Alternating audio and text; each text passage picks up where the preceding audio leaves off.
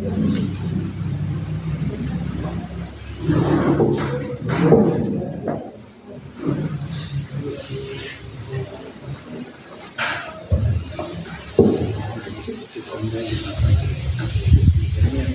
ಶ್ರೀ ಗುರು ಬಸವಲಿಂಗಾಯ ನಮಃ.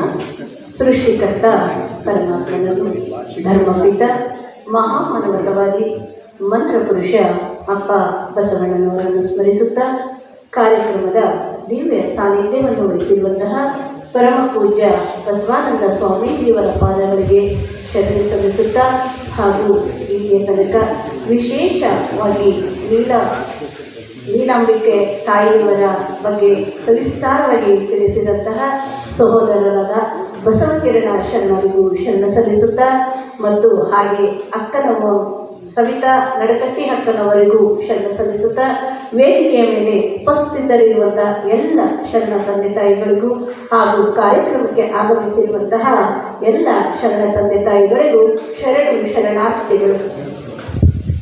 ನಾನು ಏನು ಮಾತಾಡಬೇಕು ಅಂತ ನನಗೀಗ ತಿಳಿತಾ ಇದೆ. ಯಾಕೆಂದರೆ ತುಂಬ ಸುಂದರವಾಗಿ ಅನುಭವದ ನೆಲೆಗಟ್ಟಿನಲ್ಲಿ ಬಸವ ಕಿರಣ ಮಾತಾಡಿದ್ದಾರೆ, ಸವಿತಕ್ಕವರು ಮಾತಾಡಿದ್ದಾರೆ.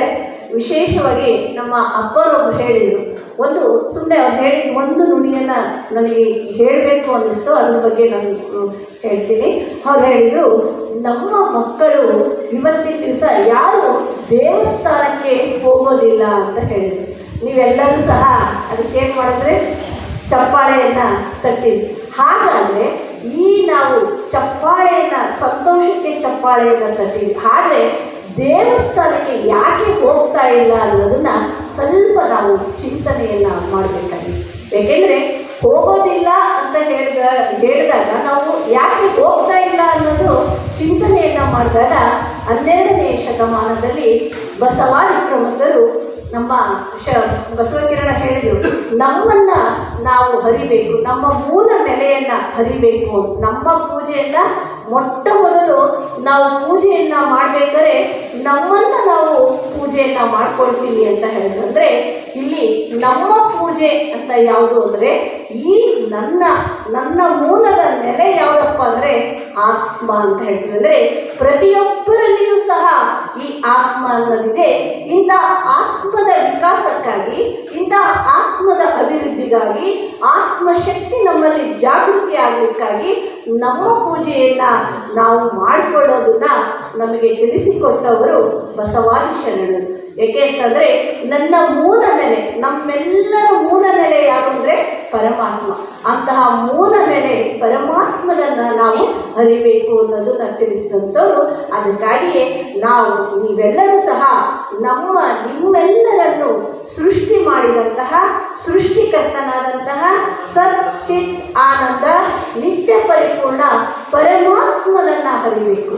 ಯಾವುದ್ಯಾವುದೋ ನಾವು ಪೂಜೆಯನ್ನು ಮಾಡೋದಕ್ಕಿಂತಲೂ ನಮ್ಮನ್ನು ಸೃಷ್ಟಿ ಮಾಡಿದಂತಹ ಪರಮಾತ್ಮನನ್ನು ಪೂಜೆಯನ್ನು ಮಾಡಿ ಪರಮಾತ್ಮನ ಜ್ಞಾನವನ್ನು ತಿಳ್ಕೊಂಡು ಪರಮಾತ್ಮನ ನಿಜದ ಅರಿವಿನಲ್ಲಿ ನಾವು ಬಾಳುವಂತಹ ಒಂದು ಅವಕಾಶವನ್ನು, ನಾವು ತಿಳಿಯುವಂತಹ ಅವಕಾಶವನ್ನು ಬಸವಾದಿ ಪ್ರಮುಖರು ನಮಗೆ ತಿಳಿಸ್ಕೊಟ್ಟಿದ್ದಾರೆ.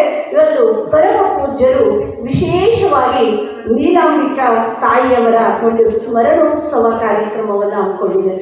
ಇದನ್ನು ನೀವೆಲ್ಲರೂ ಅದರಲ್ಲಿ ವಿಶೇಷವಾಗಿ ತಾಯಂದಿರಿಗೆ ತುಂಬ ಸಂತೋಷ ಆಗಬೇಕು. ಏಕೆಂದರೆ ಶತಮಾನಗಳಿಂದ ಹೆಣ್ಣು ಮಕ್ಕಳನ್ನು ಶೋಷಣೆಗೆ ಒಳಗಾಗಿದಂತಹ ಕಾಲದಲ್ಲಿ ಗುರು ಬಸವಣ್ಣನವರು 12ನೇ ಶತಮಾನದಲ್ಲಿ ಬಂದು ಕೇವಲ ಹೆಣ್ಣು, ನಮ್ಮ ಬಸವಾದಿ ಪ್ರಮುಖರು ಹೇಳ್ತಾರೆ, ಹೆಣ್ಣಲ್ಲ, ಹೆಣ್ಣು ರಕ್ಕಸಿಯಲ್ಲ, ಹೆಣ್ಣು ಸಾಕ್ಷಾತ್ ಕಪಿಲ ಸಿದ್ಧ ಮಲ್ಲಿಕಾರ್ಜುನ ಅಂತ ಹೇಳ್ತಾರೆ. ಅಂದರೆ ಹೆಣ್ಣಿಗೆ ಅವಕಾಶವನ್ನು ಮಾಡಿಕೊಟ್ರೆ ಅವಳು ಏನನ್ನಾದರೂ ಸಾಧಿಸಬಲ್ಲಳು. ಅದಕ್ಕಾಗಿ ಇವತ್ತು ನಾವು ರಾಜಕೀಯದಲ್ಲಾಗಿರ್ಬೋದು, ಆಧ್ಯಾತ್ಮಿಕವಾದಲ್ಲಾಗಿರ್ಬೋದು, ಸಾಮಾಜಿಕ ಕ್ಷೇತ್ರದಲ್ಲಾಗಿರ್ಬೋದು, ಯಾವುದೇ ಒಂದು ಕ್ಷೇತ್ರದಲ್ಲಾದರೂ ನಾವು ಸಾಧನೆಯನ್ನು ಮಾಡಬೇಕು ಅಂತಂದರೆ ಅದಕ್ಕೆ ಒಂದು ಗುರು ಇದ್ದಾಗ ಮತ್ತೆ ಒಂದು ಗುರಿ ಇದ್ದಾಗ ಮಾತ್ರ ಸಾಧ್ಯ. ಅಂತಹ ಗುರು ಯಾರು ಅಂತಂದರೆ ನಮಗೆ ಬಸವಣ್ಣನವರು. ಹೆಣ್ಣು ಮಕ್ಕಳಿಗೆ 12ನೇ ಶತಮಾನದಲ್ಲಿ ಯಾವ ಗಂಡು ಮಕ್ಕಳಿಗೂ ಇರಲ್ಲ, ಕೇವಲ ಒಂದು ವರ್ಗದ ಸ್ವತ್ತಾಗಿರ್ತಕ್ಕಂತಹ ವಿದ್ಯೆಯನ್ನು ಎಲ್ಲರಿಗೂ ಸರ್ವರಿಗೂ ಸಮಪಾಲು, ಸರ್ವರಿಗೂ ಸಮ ಬಸವಣ್ಣನವರು ನಮಗೆ ಆಧ್ಯಾತ್ಮಿಕವಾದ ಸಂಪತ್ತನ್ನು ಕೊಟ್ಟರು. ಆ ಸಂಪತ್ತನ್ನು ಮೊಟ್ಟ ಮೊದಲು ದೇವರು ಅಂತಂದರೆ ಯಾವುದೇ ಒಂದು ಆಕಾರ ಇಲ್ಲ, ಪರಮಾತ್ಮನು ನಿರಾಕಾರ. ಅಂತಹ ಪರಮಾತ್ಮ ನಿರಾಕಾರವಾಗಿರ್ತಕ್ಕಂತಹ ಪರಮಾತ್ಮನನ್ನು ಅರಿಯಲಿಕ್ಕೆ ಸಾಕಾರ ರೂಪವಾಗಿ ನಮಗೆ ಇಷ್ಟಲಿಂಗವನ್ನು ಕೊಟ್ಟರೆ, ಅಂಥ ಇಷ್ಟಲಿಂಗವನ್ನು ಪ್ರಥಮವಾಗಿ ಗುರು ಬಸವಣ್ಣನವರು ದೀಕ್ಷೆಯನ್ನು ಕೊಟ್ಟಿದ್ದು ಯಾರಪ್ಪ ಅಂದರೆ ಕ್ರಾಂತಿ ಗಂಗೋತ್ರಿ ಅಕ್ಕನಾಗಲಾಂಬಿಕಾ ತಾಯಿಯವರಿಗೆ. ಅಕ್ಕನಾಗಲಾಂಬಿಕಾ ತಾಯಿಯವರಿಂದ ನೀಲಾಂಬಿಕಾ ತಾಯಿಯವರಿಗೆ ಲಿಂಗ ದೀಕ್ಷೆ ಆಗುತ್ತೆ. ಆ ಎಲ್ಲ ಇದರಲ್ಲಿ ಮೊದಲಿಗೆ ಹೆಣ್ಣು ಮಕ್ಕಳಿಗೆ ಅವರು ದೀಕ್ಷೆಯನ್ನು ಕೊಟ್ಟು ಹೆಣ್ಮಕ್ಳು ಸಾಧನೆಯನ್ನು ಮಾಡಲಿಕ್ಕೆ ಅವಕಾಶ ಗುರು ಅಪ್ಪ ಬಸವಣ್ಣವರು ನಮಗೆಲ್ಲರಿಗೂ ಮಾಡಿಕೊಡ್ತಾರೆ. ಅದಕ್ಕಾಗಿಯೇ ಇವತ್ತು ನಾವು ಯಾವುದೇ ಒಂದು ಅದಕ್ಕೆ ಗುರು ಪೂಜ್ಯ ಸ್ವಾಮೀಜಿಯವರು ಇತ್ತೀಚೆಗೆ ಕಳೆದ ನವೆಂಬರ್ ತಿಂಗಳಲ್ಲಿ ಬಿಡುಗಡೆ ಆದಂತಹ ವಚನ ಹೃದಯ ಎಂಬ ಪುಸ್ತಕವನ್ನು ಸ್ವಾಮೀಜಿ ಹೇಳ್ತಾ ಇರ್ತಾರೆ, ಯಾವಾಗಲೂ ಓದ್ರಿ ಅಂತ. ನಾನು ಸ್ವಲ್ಪ ಓದಿದ್ದೀನಿ, ನಿನ್ನೆ ಮಾತ್ರ ನಾನು ಓದ್ತಾ ಇದ್ದೆ. ಪೂಜ್ಯ ಸ್ವಾಮೀಜಿಯವರದು ತ್ರಿಮಾತೆಯರು ಅಂತ ಒಂದು ಅಧ್ಯಾಯ ಬರೆದಿದ್ದಾರೆ.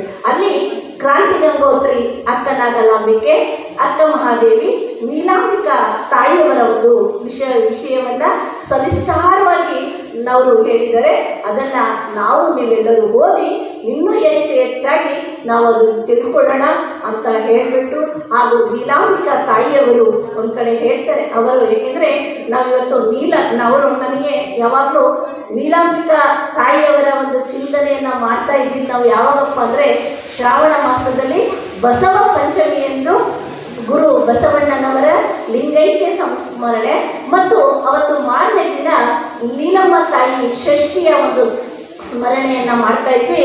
ಇವತ್ತಿನ ದಿವಸ ಎಲ್ಲರೂ ನೀಲಮ್ಮ ತಾಯಿಯವರ ಒಂದು ಚಿಂತನೆಯನ್ನು ಮಾಡಿದಾಗ ಇವತ್ತೇ ನಮಗೆ ಬಸವ ಪಂಚಮಿ ಮತ್ತು ಷಷ್ಠಿ ಏನು ಅಂತ ಅನ್ನಿಸ್ತಾ ಇತ್ತು. ಅಂದರೆ ಅಷ್ಟು ಒಂದು ಸಂತೋಷದ ಒಂದು ಅನುಭವ ಆಗ್ತಾ ಹೋಯಿತು ಅಂತ ಹೇಳಿಬಿಟ್ಟು ನಮ್ಮ ನೀಲಮ್ಮ ತಾಯಿಯವರು ಒಂದು ಕಡೆ ಹೇಳ್ತಾರೆ, ಎನಗೆ ಲಿಂಗವು ನೀವೇ ಬಸವಯ್ಯ, ಎನಗೆ ಸಂಘವು ನೀವೇ ಬಸವಯ್ಯ, ಎನಗೆ ಪ್ರಾಣವು ನೀವೇ ಬಸವಯ್ಯ, ಎನಗೆ ಪ್ರಸಾದವು ನೀವೇ ಬಸವಯ್ಯ, ಎನಗೆ ಪ್ರಮೇಯ ಮೂರ್ತಿಯು ನೀವೇ ಬಸವಯ್ಯ, ಎನಗೆ ಸಂಗಯ್ಯನು ನೀವೇ ಬಸವಯ್ಯ ಅಂತ ಹೇಳ್ತಾರೆ. ಅಂದರೆ ಎಲ್ಲವನ್ನು ಶರಣರ ನೀಲಾಂಬಿಕಾ ತಾಯಿಯವರು ಎಲ್ಲವೂ ಸಹ ಬಸವನಿಗೆ ಅರ್ಪಿತ. ಅವರು ಪರಮಾತ್ಮನೂ ಬಸವಣ್ಣನೇ, ಲಿಂಗವೂ ಬಸವಣ್ಣನ. ಅಂದರೆ ಲಿಂಗ ಮತ್ತು ಬಸವಣ್ಣ ಬೇರೆ ಇಲ್ಲ. ಅದಕ್ಕೆ ಸಂಗನ ಶರಣರು ಏನಪ್ಪ ಕರಿತಾ ಇದ್ರು ಬಸವಣ್ಣವ್ರಿಗೆ ಅಂದರೆ ಸಂಗನ ಬಸವಣ್ಣ ಅಂತ ಹೇಳ್ತಂದ್ರೆ ಪರಮಾತ್ಮನ ಮಗ ಬಸವಣ್ಣನವರು ಅಂತ ಹೇಳ್ತಾರೆ.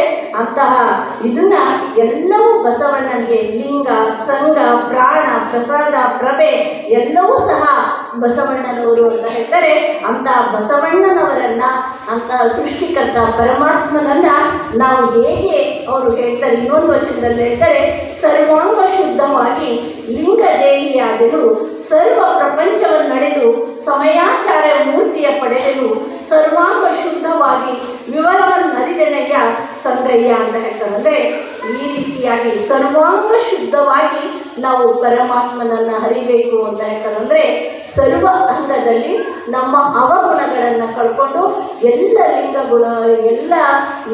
ಏನು ನಮ್ಮಲ್ಲಿರ್ತಕ್ಕಂಥ ಎಲ್ಲ ಇಂದ್ರಿಯಗಳು ಸರ್ವ ಗುಣಗಳನ್ನು ಅಂದರೆ ಒಳ್ಳೆಯ ಗುಣಗಳನ್ನು ಅಳವಡಿಸ್ಕೊಂಡು ನಮ್ಮ ಜೀವನವನ್ನು ಉನ್ನತ ಮಟ್ಟದಲ್ಲಿ ಹೋಗಲಿಕ್ಕೆ ನಮ್ಮ ನೀಲಾಂಬಿಕಾ ತಾಯಿಯವರು ಅನೇಕ 288